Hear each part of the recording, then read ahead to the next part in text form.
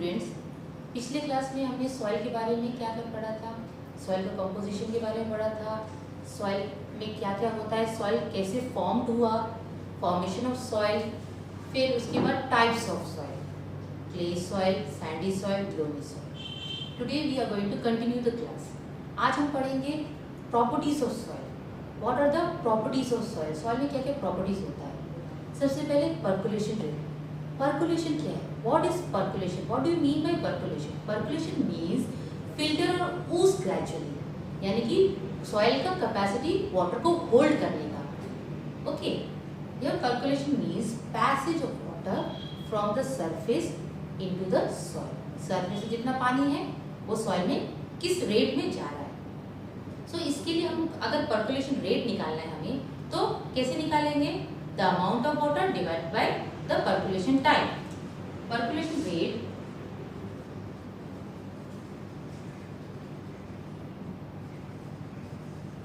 equal to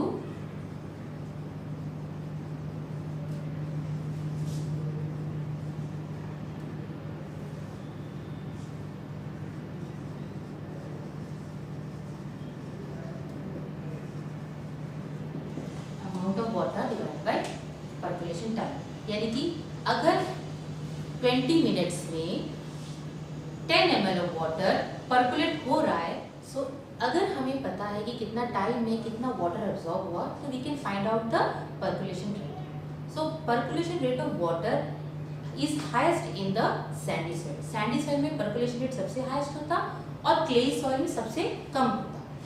तो soil has the capacity to absorb water as well as hold water. तो soil absorb भी करता है, water को होल्ड करके भी रखता है। So this is known as the moisture of the soil. So to find the moisture of the soil, कि सॉइल में कितना मॉइस्चर है, we can calculate it by the weight of moisture divided by the original weight of the soil sample. तो how can we take out the percentage of moisture. So weight of the moisture का मतलब होता है weight of original sample minus weight of sample after drawing. यानी कि अगर हम थोड़ा सा सॉइल ले लेते हैं, उसको वेट कर लिए, उसके बाद उस सॉइल को ड्राई कर लिए, ड्राई करने के बाद फिर वेट किए और दोनों का जो मेजरमेंट मिला उसको सबट्रैक्ट कर लिए, that is the weight of the moisture. So weight of the moisture मिल गया, original weight of the soil है, इसको दोनों को डिवाइड करके इनटू 100 कर दिए, तो क्या मिलेगा हमें, percentage of moisture of soil. Percolation rate हम कैलकुलेट कर लिए, percentage of moisture in the soil calculate हो गया। So how can we calculate the amount of water absorbed by the soil. To calculate the amount of water we have to divide amount of water in litre by amount of soil into 100। Suppose हम 20 ml of water 200 gram of soil में डाले हैं, इसको into किए 100 से, तो how much we get, 10 ml पर gram, that is the percentage of absorbed water. Percentage of absorbed water that is 10। Okay, now this was the property of the soil. Next let us study about the soil erosion. What is soil erosion?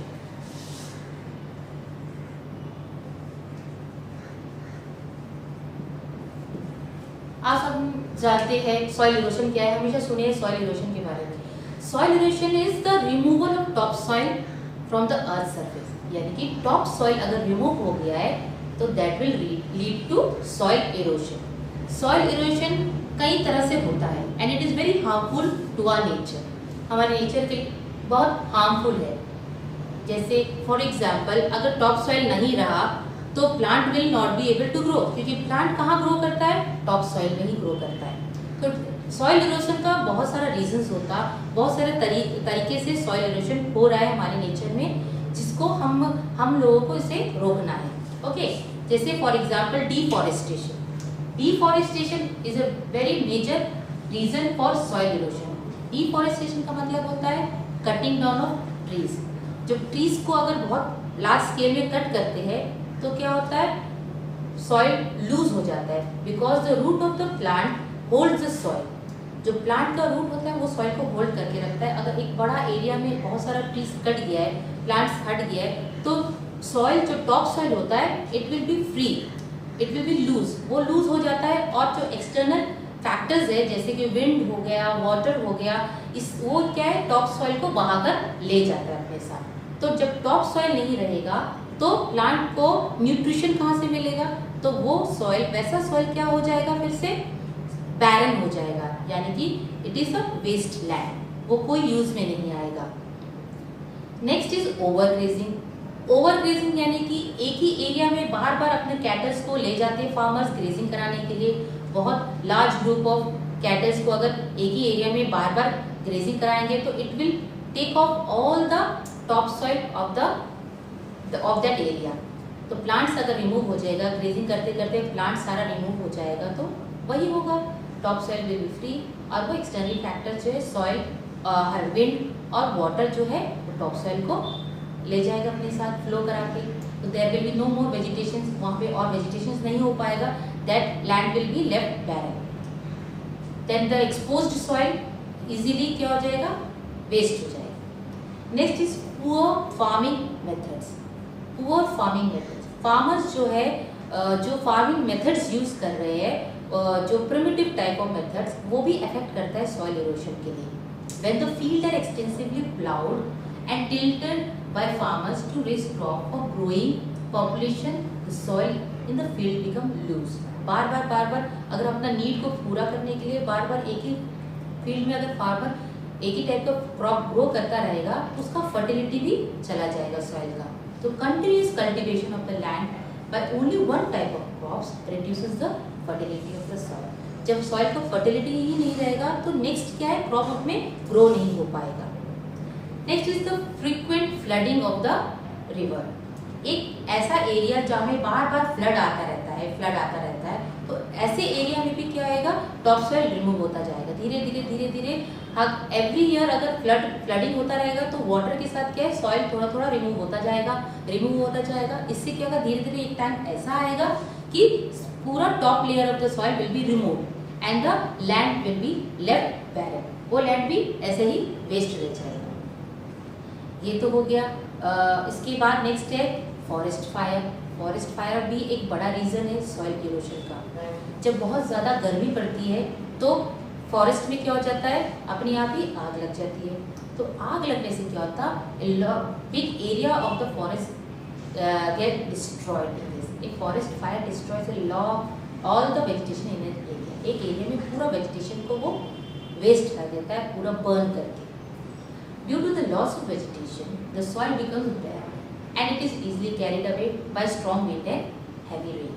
बहुत ज़्यादा अगर strong wind हुआ या heavy rain हुआ तो भी वो soil remove हो जाएगा।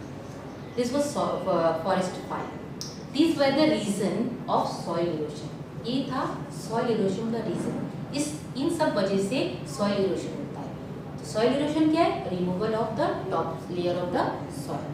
जब top layer of the soil remove हो जाएगा तो land will be left barren, और बैरन लैंड जो है वो कोई यूज में नहीं आता, वो वेस्ट लैंड होता है। Next is the prevention of soil erosion. तो ये सॉइल इरोशन तो हो रहा है, तो how we will prevent it, कैसे हम इस सॉइल इरोशन को प्रिवेंट कर सकते हैं।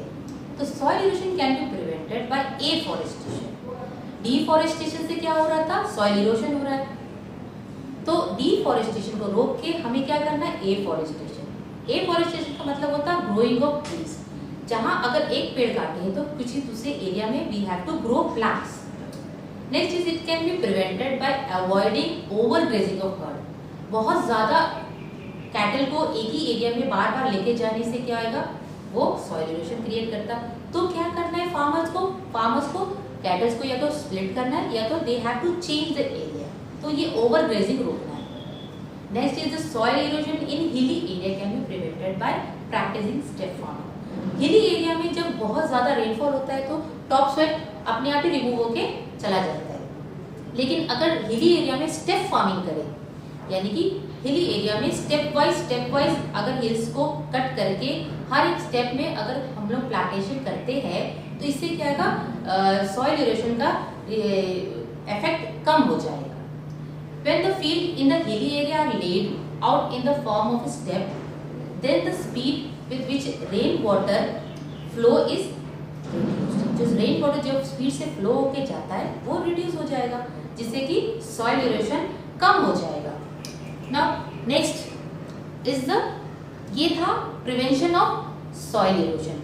कैसे हम सॉइल इरोशन को प्रिवेंट कर सकते हैं। सॉइल इरोशन देख लिया आपने, सॉइल इरोशन को कैसे प्रिवेंट करना है ये पता चल गया। Next comes the soil pollution.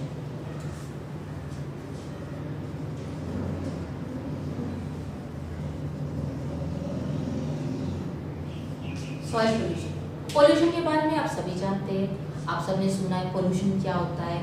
Pollution, water pollution के बारे में सुना है, एयर पोल्यूशन के बारे में सुना है। आज हम पढ़ेंगे सॉइल पोल्यूशन के बारे में। सॉइल में कैसे पोल्यूशन होता है। पोल्यूशन क्या है, the contamination of the soil with an excessive use of waste material. बहुत ज़्यादा वेस्ट मटेरियल अगर सॉइल में हम ऐसे ही छोड़ देते हैं तो it will lead to soil pollution, यानी कि अनवांटेड चीज जो सॉइल में पड़ा है that will create soil pollution. तो ये सॉइल पोल्यूशन होता कैसे है। Main common sources of soil pollution are dumping of waste material. सबसे पहले डंपिंग ऑफ वेस्ट मटेरियल, जो वेस्ट मटेरियल ऐसे ही डंप कर देते हैं। Waste material which can be decomposed by various microorganism are called biodegradable. सो जो वेस्ट मटेरियल डीकम्पोज हो जाता है सॉइल में, that waste material are called biodegradable. तो इससे सॉइल को कोई नुकसान नहीं होता, सॉइल पोल्यूट नहीं होता।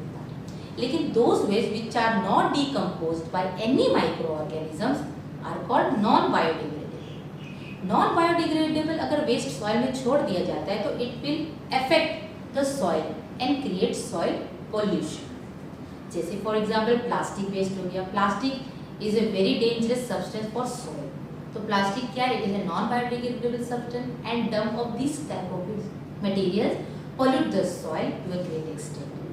प्लास्टिक से बना हुआ कोई भी सामान हो सकता है, वाटर बोटल्स हो सकता है, प्लेट्स हो सकता है, स्पून्स हो सकता है, ये सब जो है सॉइल को पोल्यूट करता है। Next is the usage of excessive fertilizer and pesticides. Farmers क्या करते हैं, क्रॉप को अच्छे से ग्रो करने के लिए they use a lot of fertilizers. ये फर्टिलाइजर्स क्या होता है, सॉइल में डाल देते हैं। प्लांट जो न्यूट्रिशन फर्टिलाइजर से लेना है वो ले लेता है, बाकी सॉइल में ही रह जाता है, जिससे कि सॉइल धीरे धीरे डैमेज होना शुरू होता है और इससे क्या होता है, सॉइल पोल्यूशन होता है। फिर पेस्टिसाइड जो स्प्रे किया जाता है, फार्मर्स जो अपने फील्ड में पेस्टिसाइड यूज करते हैं, that also create soil pollution. जैसे फॉर एग्जाम्पल DDT हो गया, it is very toxic and is non biodegradable. अगर ये स्प्रेड करते हैं फील्ड में तो जो सॉइल में गिरता है वो वैसे ही रहता है, इट इज नॉट बायोडिग्रेडेबल। तो ये डीकम्पोज नहीं हो पाता है सॉइल में। It keeps on accumulating in the human through food chain. ये फर्टिलाइजर और पेस्टिसाइड जो है वो जमा होता रहता है सॉइल में, एक्यूमुलेट होता रहता है और it enters the food chain. जब फूड चेन में एंटर होता है तो these chemical is carried to all the organism which involves in the food chain. Next is the accidental leakage of radioactive material. ये बहुत कम होता है, लेकिन अगर होता है तो इससे भी सॉइल पोल्यूशन होता है। रेडियोएक्टिव मटेरियल कब लीक होगा, एक न्यूक्लियर पावर प्लांट अगर कोई एरिया में है, न्यूक्लियर पावर प्लांट में अगर कोई काम चल रहा है तो वहाँ में अगर कुछ रेडियोएक्टिव सब्सटेंस लीक हो गया है तो it will also create soil pollution. Next is the acid rain. Acid rain के बारे में आपने पहले भी पढ़ा है। एसिड रेन क्या है, जो एसिड जो एटमॉस्फेयर में जो एसिड का कंटेंट होता है, जब रेनफॉल होता है वो उसके साथ मिक्स होके रेनफॉल के साथ नीचे आता है तो that is called acid rain. This acid rain makes the soil acidic. जब सॉइल एसिडिक होगा तो उसमें प्लांट भी ग्रो नहीं करेगा और this will make soil pollute. तो these are the things which make the soil pollute. ये सारा रीजन है, ये सारा कॉजेस है जिससे कि सॉइल पोल्यूशन हो रहा है। सॉइल पोल्यूशन होने से क्या है, एनवायरनमेंट को हार्म है, एनवायरमेंटल प्रॉब्लम शुरू हो जाएगा। सो ये सॉइल पोल्यूशन को क्या करना है, we have to control it. तो control the soil pollution, what are the measures to control it. सबसे पहले तो केमिकल फर्टिलाइजर्स। फार्मर्स जो केमिकल फर्टिलाइजर्स यूज करते हैं, they have to avoid using fertilizer. In place of fertilizer they should use manure. उनको manure use करना चाहिए क्योंकि मैन्योर जो है it is natural product. Fertilizer जो है केमिकल से बनता है. Only required amount of pesticide या हर्बिसाइड, फंजीसाइड यूज करना चाहिए, जितना रिक्वायर्ड है, यानी कि कम से कम quantity of this chemical should be used in the crop field, ताकि इससे क्या है सॉइल पोल्यूशन ना हो सके. Next is the industrial waste.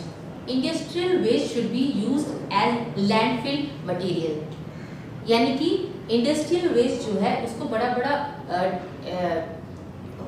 पिट बना के उसमें डंप करना चाहिए और उसको क्लोज कर देना चाहिए. लैंडफिल्स में क्या है, इससे क्या है एक ही एरिया में सारा सब्सटेंस कलेक्ट होता है जो नॉन बायोडिग्रेडेबल है, जिससे कि बहुत बड़ा एरिया डैमेज नहीं होता है सॉइल. तो these were the causes prevention of soil pollution. So आज हमने क्या सीखा, पर्कुलेशन रेट के बारे में, percentage of moisture in the soil and percentage of water absorb in the soil. उसके बाद हमने देखा कि सॉइल इरोशन कैसे होता है, सॉइल इरोशन क्या है, what are the different methods of soil erosion. फिर हमने सीखा सॉइल पोल्यूशन के बारे में, जो आप लोग सब जानते हैं सॉइल पोल्यूशन, और what are the control measures to stop soil pollution. Now students, let us discuss some frequently asked questions. इस चैप्टर से रिलेटेड कुछ क्वेश्चंस जो ज़्यादातर हमेशा सुनने को मिलता है या बच्चे पढ़ते हैं. First question is what is soil erosion. What is soil erosion? The removal of top layer of soil by the action of wind and water is called soil erosion. यानी कि जो टॉप सॉइल है वो remove हो जाएगा. किसकी वजह से?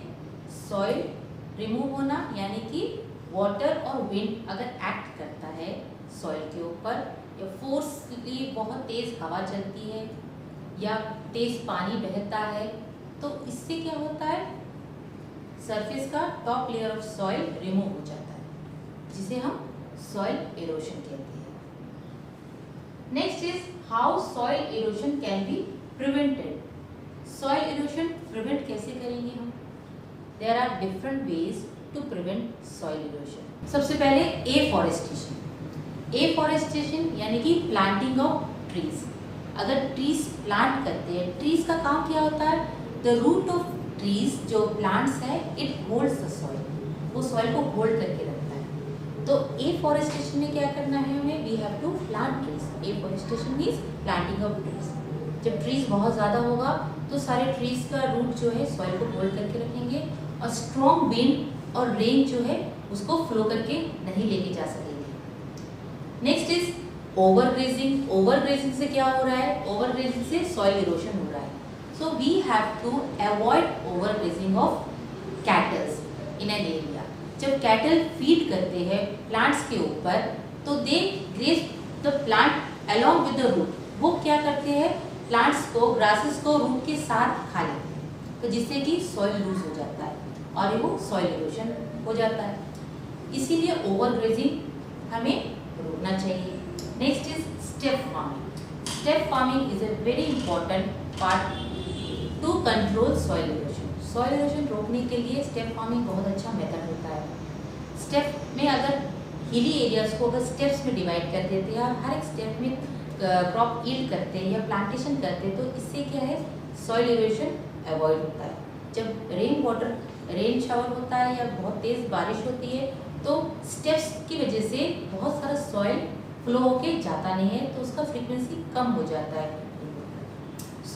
तो हम क्या कहेंगे सॉइल इरोशन को प्रिवेंट करने के लिए क्या क्या मेथड है? Afforestation, prevention of overgrazing and step farming. Next is what are the main sources of soil pollution.